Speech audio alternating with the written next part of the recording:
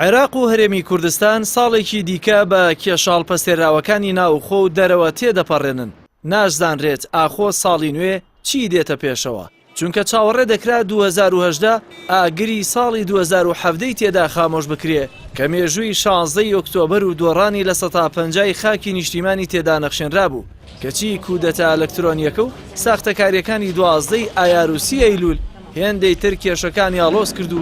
2018شی تێپەڕاند. بە بڕوای چاودێرێکی سیاسی ساختەکاری لە هەڵبژاردنەکان بە جۆرێک خەڵکیان بێهیوا کرد کە باشبوونی دۆخی هەرێم و عێراق لە ساڵی نوێژدا پێدەچێت ئەستەم بێت. هەڵبژاردننی ئەنجومەن نوێنەرانی عێراقیان هەڵبژاردنەکانی پەرلەمانی کوردستان بەڕاستی نەبوون هۆی چارەسەرکردنی کێشەکانی خەڵک و ئومێدی خەڵکیان نەکهێنایەتی بەڵکو ئەو ئومێدێک کە هەژ بوو ئەویشیان کوشت. بۆیە خەڵک چاڕوانی ئەوە ناکە لە پەرلەمانی داهاتووی کوردستانیا لە پەرلەمانی داهاتووی عێراق ئەو کێشانێکە هەیبوون چارەسەر بکرێن، بەڵکو بارودۆخی عێراق و کوردستانیش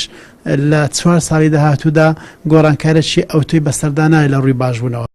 لە هەرێمی کوردستان خەڵک و تەنانەت لایەنە سیاسیەکان چاوەڕێن کابینە نوێیەکەی حکوومەت بۆ ساڵی نوێ کێشە و قەیرانە کەڵەکەبووەکانی ساڵانی ڕابردوو چارەسەر بکات و بە بڕۆی ڕۆژنامەنووسێک تەنها بە گۆڕینی دەموچاوێک ساڵی نوێ نابێتە ساڵی خۆشگوزەرانی و چارەسەری قەیرانەکان، چونکە هەمووان لە یەک حزب و بنەماڵەوە سەرچاوەیان گرتووە و یەک جۆر دید و تێڕوانین و عەقڵیەتیان بۆ حکومڕانی هەیە.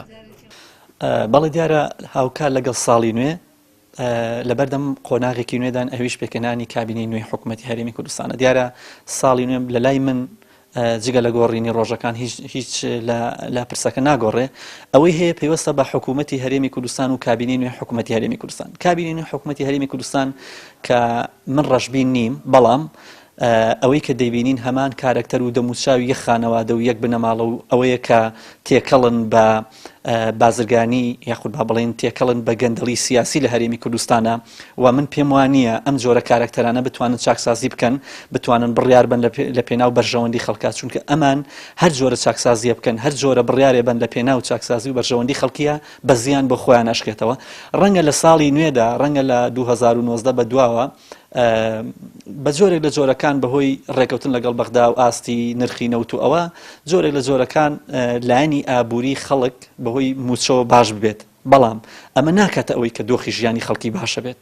گەرچی دروشم و بەڵێنی بەرپرسانی حکوومەتی هەرێم لە سەر ساڵی نوێی هەموو ساڵێک خەڵکی گەیاندووەتەوە باوەڕێی ساڵ بە ساڵ خۆزگە بە پار بخوازن، بەڵام نازانرێت ئاخۆ دەموچاوە نوێیەکان دەتوانن کۆتایی بە ساڵە شومەکانی تەمەنی حکومڕانی حیزبەکانیان بێن و ساڵێک لە ڕاستیدا نوێ بۆ خەڵک بێن ناراوە کە ئەوەش ڕەنگە وەڵامەکەی لە کۆتایی ساڵی نوێدا بدرێتەوە. جەلال محەممەد، کەناڵی ئاسمانی پەیام، سلێمانی.